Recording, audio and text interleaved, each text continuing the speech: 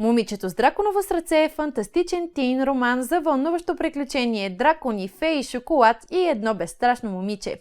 Книгата разказва за Силке, сираче, което е намерило дом и работа в най-добрия магазин за шоколад в града.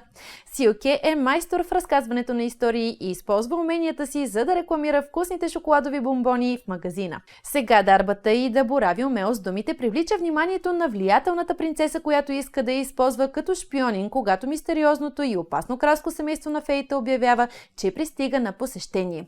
Но Силке има свои причини да не вярва на феите. Това, което й предстои, ще й помогне да научи повече за собственото си минало и собствените си сили, а също да открие истинското значение на приятелството и семейството. Момичето с драконово сърце е стопляща сърцето и вълнуваща история, която ще се хареса на читателите от всички възрасти. Това е книга за смелостта, приятелството и силата на любовта.